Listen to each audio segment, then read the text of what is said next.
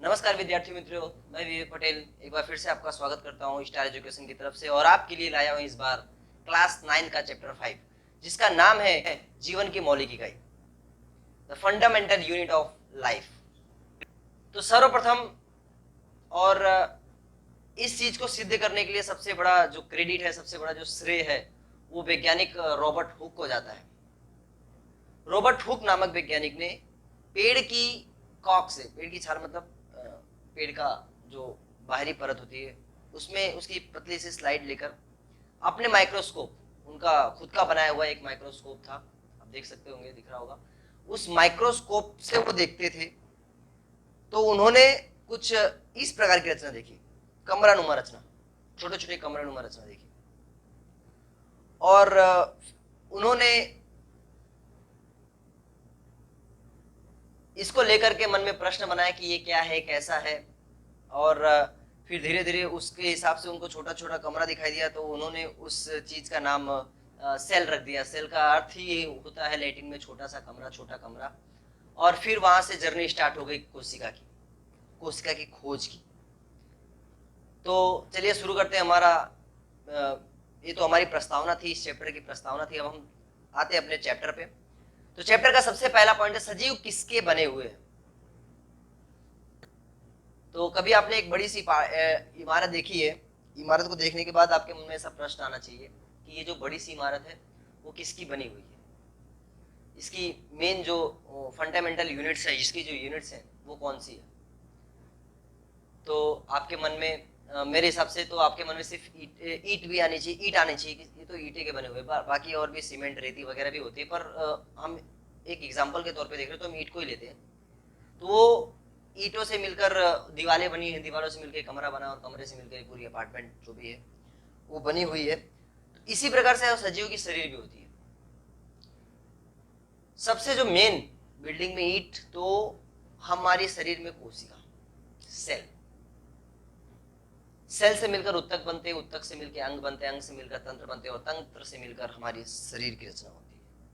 सर्वप्रथम फिर इसके बाद अब आगे इन कोशिकाओं का दर्शन हम इन कोशिकाओं को प्याज की झिल्ली में देखते हैं। प्याज की झिल्ली, प्याज की जो ऊपर की लेयर होती है, जब हम उसको माइक्रोस्कोप में देखते हैं तो हमें कुछ इस प्रकार से रचना दिखाई देती है। तो उसमें भी देखिए आपको कमरे कमरे जैसी रचना दिखाई देती है, और बीच में एक डॉट दिखाई दे रहा है। अभी उसकी रचना के बारे में पढ़ेंगे तो बताऊंगा मैं आपको। उसमें एक डॉट दिख रहा है, इतना खाली ऑब्जर्व करो आप बस।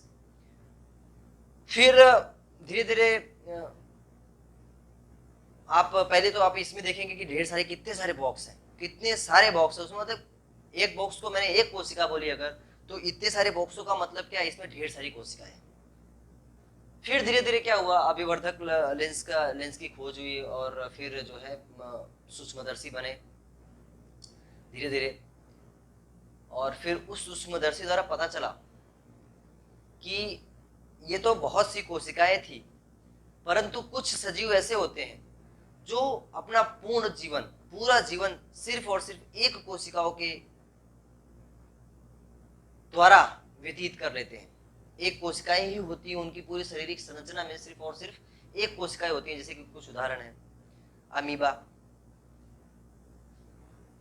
पैरामीशियम, बैक्टीरिया, क्लाइडेमोनस, ऐसे बहुत सारे सजीव जो हैं वो एक कोशिका पे अपना जीवन व्यतीत कर लेते हैं।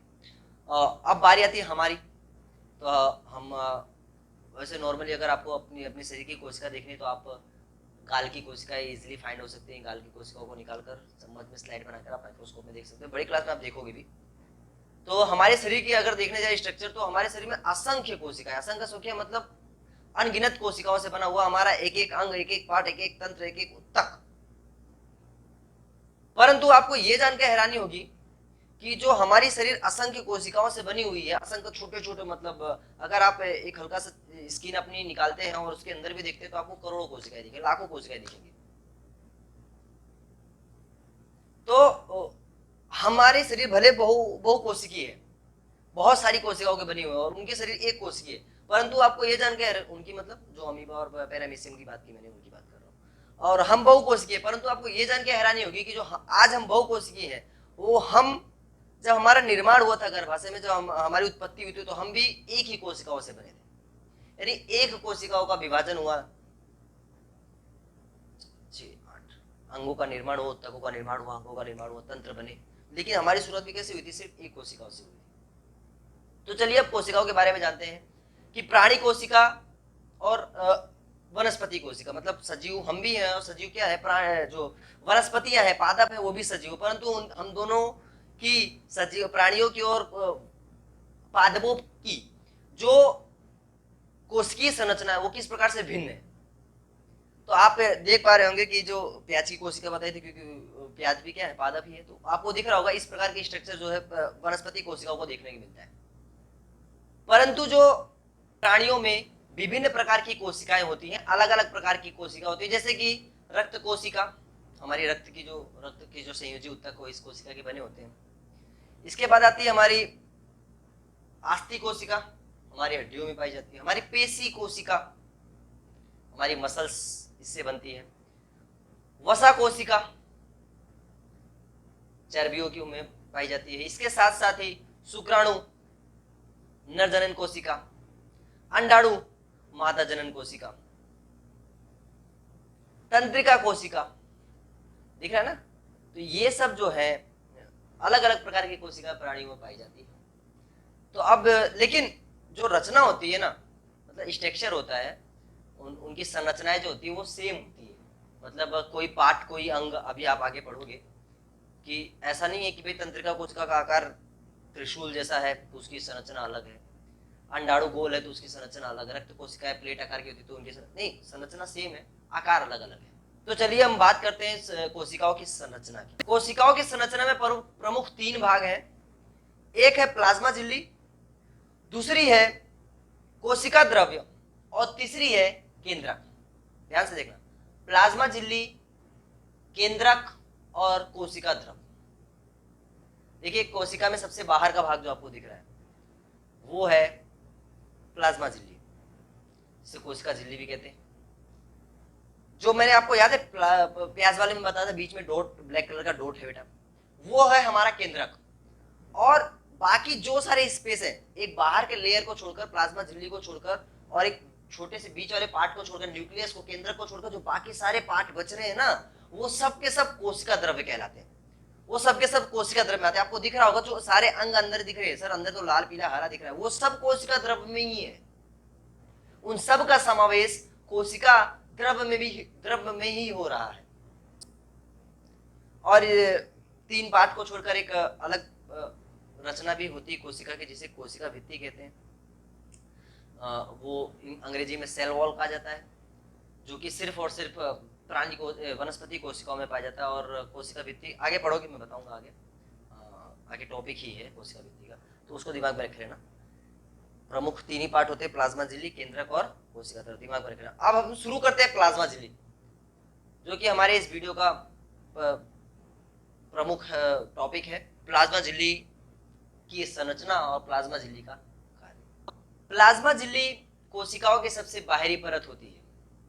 मीन्स दैट हम ऐसा कह सकते हैं कि बहुत बड़ा बंगला है हमारा, बहुत बड़ा घर है, तो हमारे बहुत बड़े बंगले का, बहुत बड़े घर का जो मेन गेट होता है वो है प्लाज्मा झिल्ली, सबसे बाहर का भाग, जो हमें अलग करता है ना। आपने बंगला बनाया बहुत बड़े खेत में, और एक बंगला बना दिया, उसके चारों तरफ क्या कर दिया, आपने बाउंड्री करवा दी, तो वो बाउंड्री क्या करती है, आपको खेतों से अलग करती है। तो यही है हमारी प्लाज्मा झिल्ली, जो हमें, हमारे कोशिका को बाहर के आवरण से अलग रखती है। और कोशिका प्लाज्मा झिल्ली का, मैं बार बार कोशिका झिल्ली और प्लाज्मा झिल्ली बोल रहा हूँ, कंफ्यूज मत होना, दोनों का मतलब एक ही है बेटा। और तो जो प्लाज्मा झिल्ली है वो क्या कार्य करती है, वो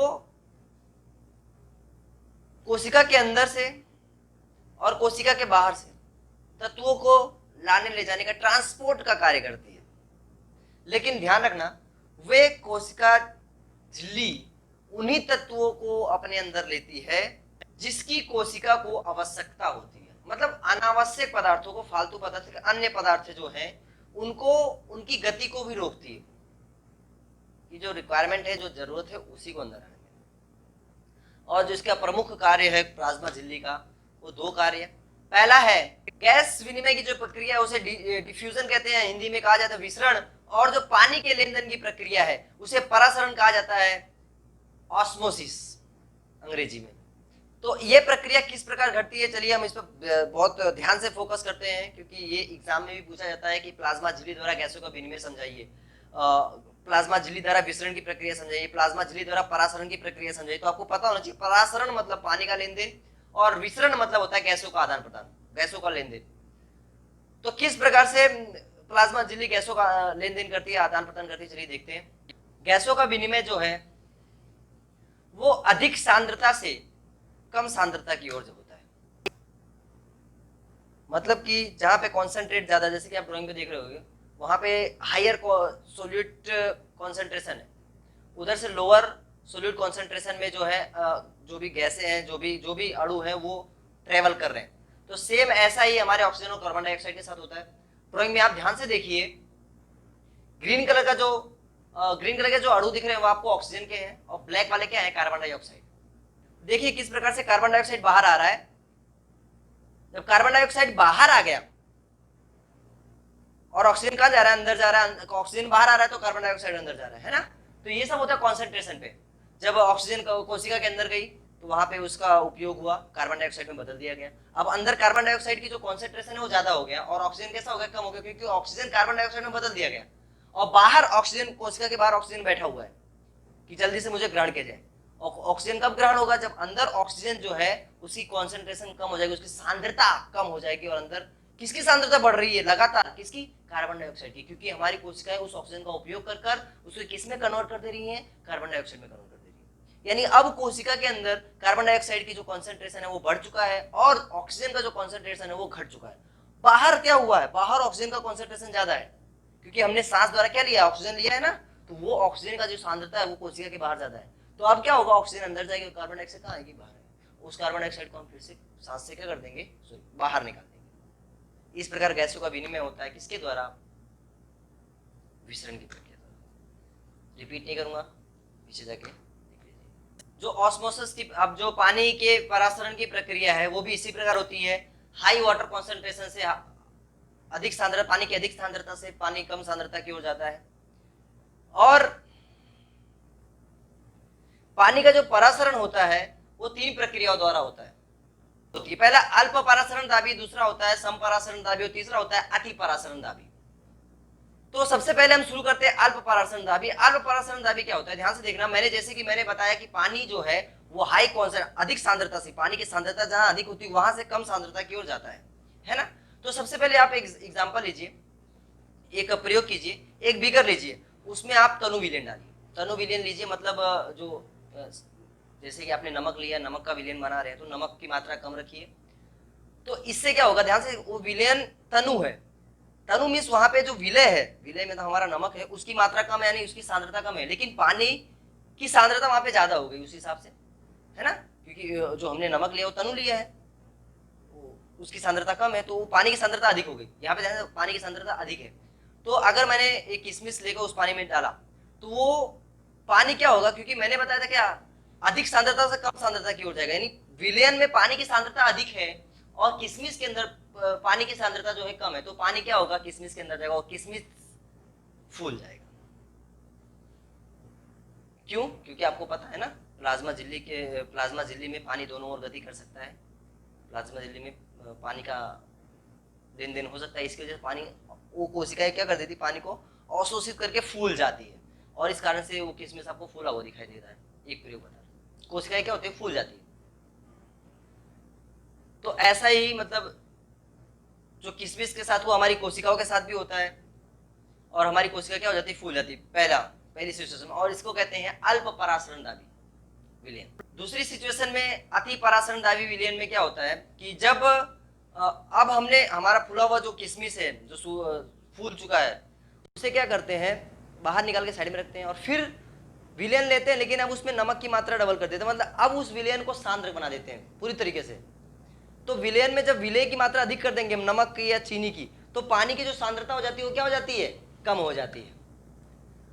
ध्यान से समझना, हमने नमक ज्यादा डाल दिया तो उसमें जो पानी था, हमारा विलायक था, विलयन के बारे में पढ़ा आपने सेकेंड चैप्टर में, विलायक हमारा पानी है, तो उसकी जो सांद्रता है वो क्या होगी, कम हो गई, क्योंकि वहां नमक या चीनी की मात्रा क्या कर दी हमने, ज्यादा कर दी है। तो पानी की सांद्रता कम है, ध्यान से समझना इस चीज़ को। सांद्रता वहाँ पे मैं किसकी ज़्यादा कर रहा हूँ, वहाँ पे नमक और चीनी ज़्यादा कर रहा हूँ, लेकिन जो पानी की जो सांद्रता है उसको कम कर दे रहा हूँ। तो पानी अब मैं अगर उस फूले हुए किशमिश को फिर से उस विलेन में डालता हूँ तो वो क्या होता है, वो किशमिश, क्योंकि पानी हमेशा अधिक सांद्रता से कम सांद्रता की ओर गति करता है, तो अब इस वक्त क्या है, किशमिश के अंदर पानी की सांद्रता अधिक है और जो हमारा विलेन है उसमें पानी की सांद्रता क्या है, कम है। तो पानी निकल कर किशमिश से कहाँ आएगा, विलेन की ओर आएगा और फिर वो कैसे हो जाएगा, किशमिश सिकुड़ जाता है। तो सेम ऐसा हमारी कोशिकाओं में होता है। जब कोशिका के बाहर की सांद्रता, पानी की सांद्रता, बाहर के पानी की सांद्रता अंदर के पानी की सांद्रता से कम होती है, तो कोशिका के अंदर से पानी पारगम्य झिल्ली, हमारी प्लाज्मा झिल्ली द्वारा बाहर निकलती है और हमारी कोशिकाएं उस वक्त क्या हो जाती हैं, सिकुड़ जाती है। और अंतिम विलयन होता है समपरासरण दाबी।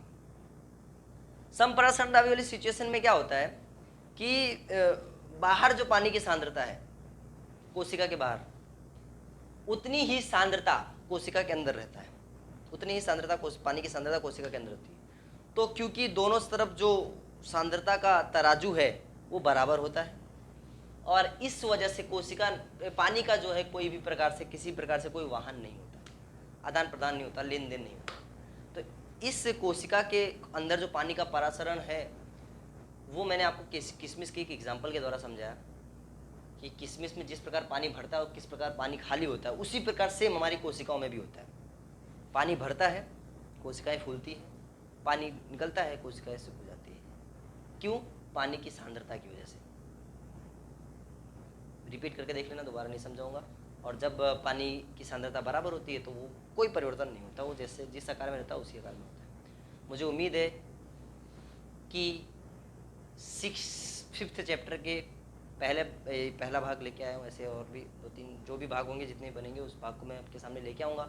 ये हमारा पहला भाग मैंने पढ़ाया आपको। बस मुझे उम्मीद है कि आपको ये पहला भाग समझ में आया होगा और अगर कोई डाउट या कोई किसी प्रकार से कोई समस्या है तो आप कमेंट में पूछ सकते हो।